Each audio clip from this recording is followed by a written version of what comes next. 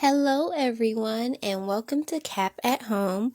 This is the final edition of this November Monday series where we're going to finish our collage today. So the things that we need are the piece that we've been working on for the last 3 weeks. And if you have multiples, go ahead and pull all of them out. So I have a couple here that I'm going to demonstrate with today. You will also need some string or picture hanging wire if you're super fancy and have that. I think you can get picture hanging kits from the Dollar Tree, but I'm going to use this string and my hot glue gun and a couple of pieces of scrap cardboard to put some picture hanging supplies on the back of my piece so that we can hang it up once we're done. I'm also going to be using paint brushes and paint today, so I have that out along with my cups of water and a table covering, which is just some scrap paper today instead of my normal grocery bags. And we're also going to be using some 3D objects that we're going to stick onto our collage. So I'm using these dried flowers, these, and then these other really crazy looking ones I'll be using pieces of. And I'm also using a sponge for painting, or I might use this sponge, but I have it here just in case. And then I have my Q-tips just in case I want to use those for painting in addition to my paintbrushes. So, what else? If your cardboard isn't cut down into little tiny pieces like this, then you may need some scissors to cut out whatever cardboard you have. And you may need them if you want to clean up your actual collage a little bit. So the first thing we are going to do, step 1 for today, is going to be to take our dry collage before we start working on it and turn it onto the back and put our picture hanging supplies on there. So before we get this all wet with paint and we add our focal pieces that might get a little messed up by adding pressure to them when we turn it over, we want to do this first. So I'm going to turn this over on the back, and about a third of the way down. It doesn't need to be exact, but I don't want it right at the top. I want it a little bit away from the top. We're going to hang put our cardboard and our string. So I'm just going to put some hot glue here. And I'm using hot glue because it dries quickly, so it will be, I won't have to wait for this to dry during the demonstration, but it will work with school glue or whatever you might have. So I'm putting my string in there, and I'm going to use a Q-tip to press that down so I don't burn my fingers. And it looks like my string is a little bit long because I don't want it to be all the way up there. I'm going to put it down here. So I'm going to use the Q-tip on the other side, and then I'll use my scissors to just snip that extra string off. And then I'm going to put some more, I'm going to put some more hot glue on here to secure this string in place. So don't be shy with your glue. I'm going to put hot glue on top of my string. And then I'm going to put my little cardboard rectangles on there just to really set that in place. And it is as easy as that. Right? So I wanted to do that first because a lot of time we create artwork and we don't think about what we're going to do with it when we're finished. But I know I want to hang this up, or I can even put it on the refrigerator and I have something to put my magnet on because there's so much going on the front. So that is in place. So I will let that dry for a little bit and do the same thing on the other piece that I have that I'm working on today. And you'll want to make sure that you have it the right way. Flip it over so that up is up. And I'm going to take my string, and I know I want to cut it down a little bit from the first one we just did. Trim it. Add my hot glue not right at the top, but about a third of the way down from the top. I'm going to add my string, just put the ends of it in the glue. And I'm using my Q-tip so I don't burn my fingers. If you guys weren't watching, I probably just use my fingers because I don't have much feeling in them left from using hot glue all the time. So add a little bit more hot glue, and I'm being very generous with this. I'm not, worried about using too much. Then I'm going to stick my cardboard on there to secure it in place. And I said this a couple videos ago, but the things I'm showing you are techniques that you can use to create an entire project the way that we have over the last 4 weeks, or you can take bits and pieces of these techniques and incorporate them into other projects that you use. So adding string or something to hang your artwork is definitely something you can take from this project and use when you complete other artworks. So always think about how it will be displayed and make sure you make arrangements for it to be displayed the way you want it to be displayed. So that is step 1. Pretty simple, right? And like the other days that we have worked on this, there are very few steps to today's project, but you may need to repeat them in order to get the effect that you want. So last time I left you, I just had this green paint on here and I added it in several different places where I wanted to add my metallic paint. So before I got started, I actually added some metallic paint because it would take a really long time to do that all on camera. And I'm sure I can show you guys how to do this like quickly without having to go through the entire process. And it would take way too long to show you how to add it all over. So I have some things in place already. So I added this green around here so that when I added the metallic paint, it kind of just looks like the green is like, they call it a patina effect, kind of a rust, kind of artsy thing going on here. So I'm going to continue adding gold and bronze paint around the border because that's what I'm liking for this piece. So the reason I'm doing this is just because I like it that way. So you can add your paint wherever you want, however you want. And just remember that the colors that you add are going to draw the eye to those areas. So I want my border to stand out. So that's why I'm adding this paint to the border. And remember to use the proper supplies. I'm using this Q-tip because I don't have a paintbrush that is... Actually, I think I do. I didn't think about that before now. I just got one. But I want the paint just right on top of here. So I'm using this Q-tip to add it to just the area that I want it to be in.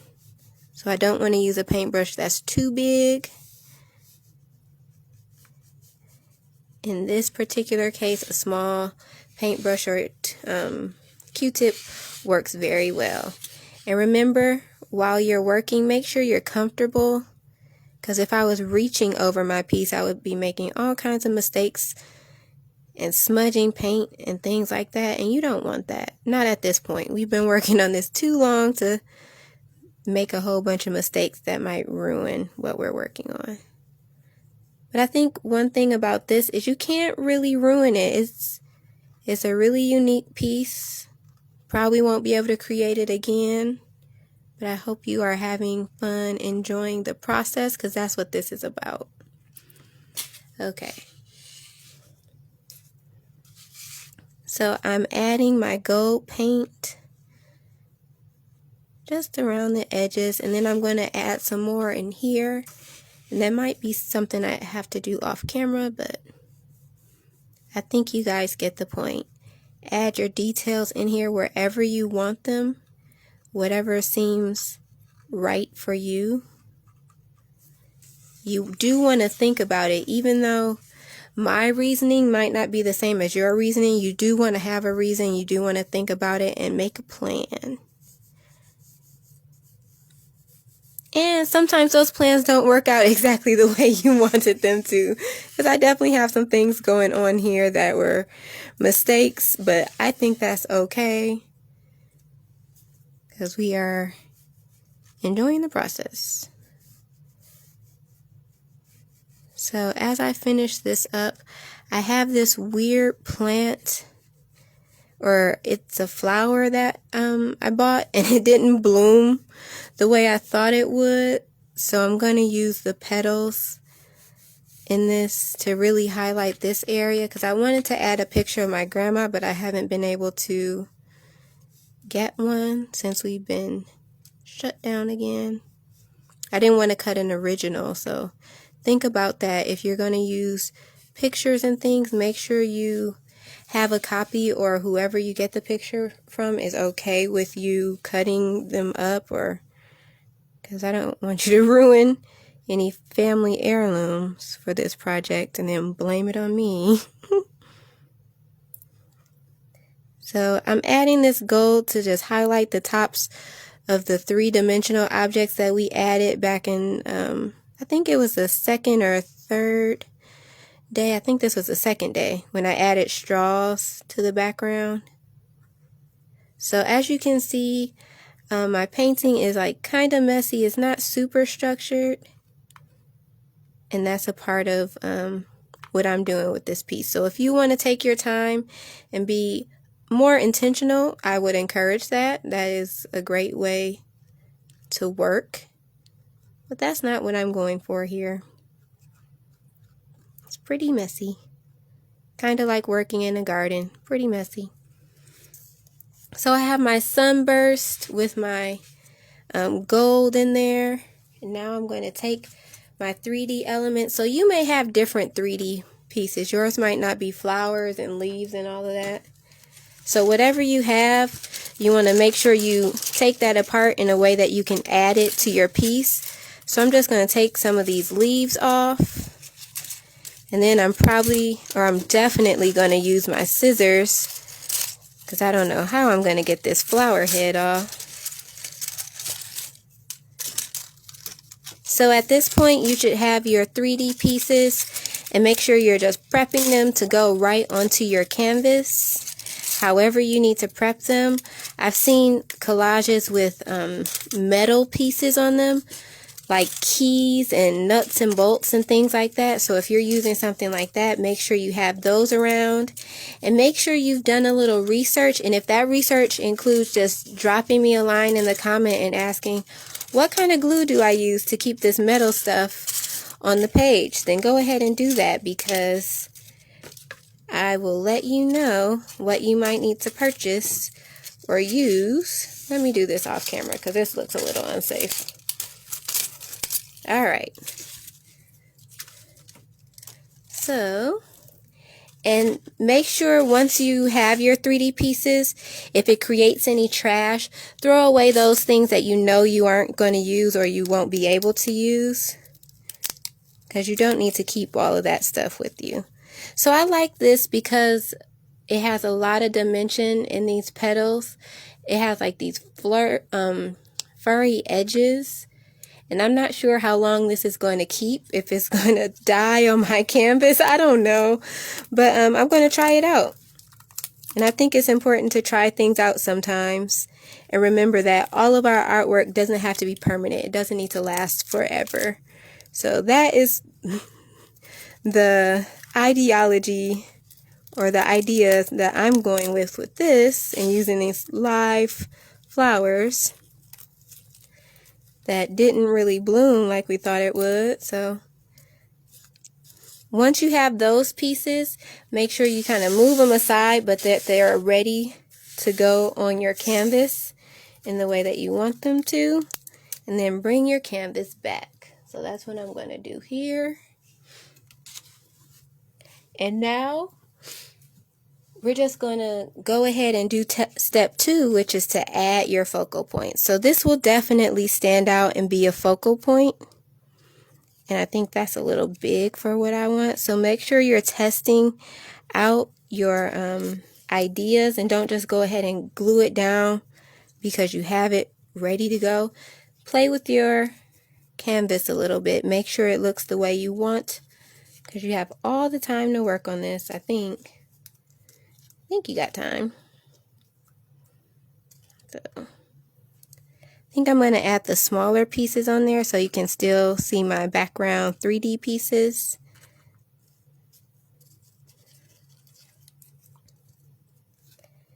And I'm using flowers because if you've been with us for the last couple of weeks, that's kind of the theme of this. It's about my grandma and she used to garden a lot. So I'm adding these flower petals because that kind of says gardening to me.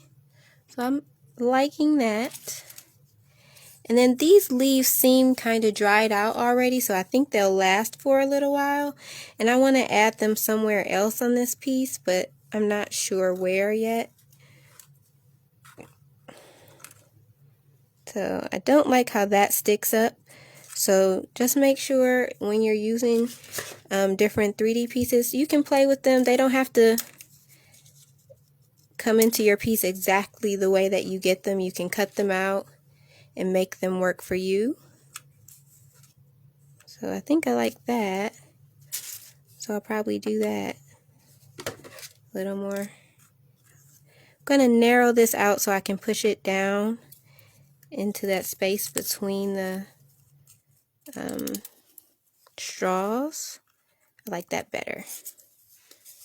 So I'm creating kind of a mess over here, and I will definitely need to clean up afterward. So make sure that you have some grocery bags if you have to catch trash like I do. I like to keep a grocery bag nearby. Just something so to make your cleanup easier.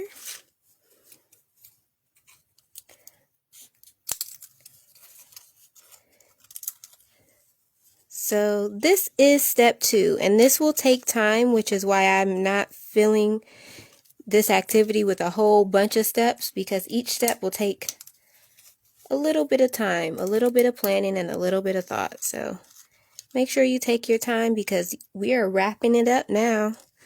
This is it. So one thing that I'm seeing that I like is adding to this sunburst with the leaves, but I want them to stand out a little more because they seem kind of dark to me. So I'm going to take my gold Q-tip with the gold paint and add some paint around the edges. And that is the last step of this project. Add paint to areas that you think you want to stand out more. So I'm going to add gold paint to the edge, and I'm not, like I said, this is kind of a messy piece for me, which is not how I usually work, but trying to break out of what we normally do. So try something different. If you normally plan everything out, then try something that's a little more freeform. But if you normally work really freeform without a plan, maybe try planning it out. Test some different things. Alright, so I got some gold paint on there, and I think that looks okay. Still doesn't stand out enough for me, really. So, since I have a bunch of these leaves, I'm going to try different colors of paint. And if we just scooch on over here, you'll see I have like this gold color and then this bronze color and my green. So I have 3 different colors I can try. And I'm going to go ahead and do that. So I'm going to try the green because I think that will stand out a little more. I'm going to do it right on the edges.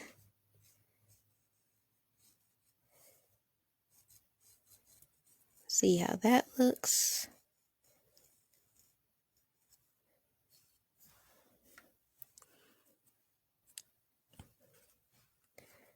I think that pops a lot more than the gold. So I think I'll add the green. So let's do that to the leaves. Okay. what happens if I add green on top of this gold? Let's see. It's not dry, so they might get all muddy, kind of bleed together. Oh, I think that looks okay. And remember, I said if you have a tiny paintbrush, you can do this with a tiny paintbrush, but sometimes our improvised tools like these Q-tips kind of get the job done. So I like that with the gold and the green. So, you know what? Let's just add gold all over on this one. Just kind of freeform. And add the green to the edge. So remember to play with the items in your layout. There isn't one way to do this. No one's going to have the same collage because I don't think anyone's going to have access to the exact same materials. So play with it, make it interesting. Oh, and be careful.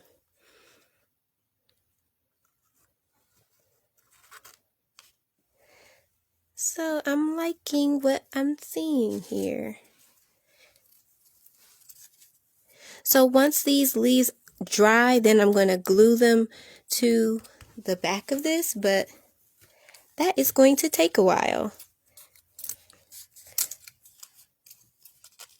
So I'm going to continue to paint my leaves. I think I like adding that gold to the middle, just kind of haphazardly without a lot of focus, so you can still kind of see the actual leaf color. I'm going to add the green to the edges, and remember, if you're using paint, hopefully you have on some kind of smock or something that protects your clothes, especially if you're using the paint like I am. Being a little reckless, a little wild. Oh, and another thing you should have if you're using paint is paper towel, which I don't have near me. Oh, got a napkin. Got a napkin over here, so something for you to wipe your fingers on because I have paint all over my hands. So make sure you just have things around to help you clean up. When you're using paint and things like that, you definitely want to have some paper towel and some water around so you can clean up any messes when they happen, because it's a lot easier to clean it up right away rather than to wait until it dries up and now you have to scrape it all up off of whatever. So hopefully your area is covered. Like I have my paper. I showed you guys how to use the plastic bags. Whatever you have.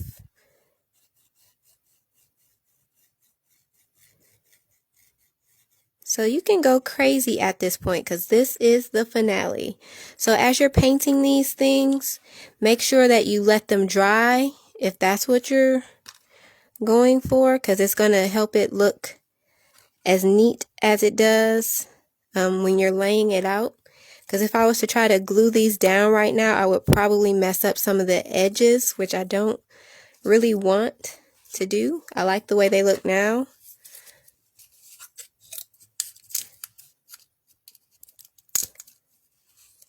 So basically our 2 steps for today are to add your focal points and paint them if you want to, and then glue them into place. So those are the 2 big things that we're doing. You can add your hardware to the back so that you can hang it up or display it however you want. But I think the most important things are to add your focal points and glue them down.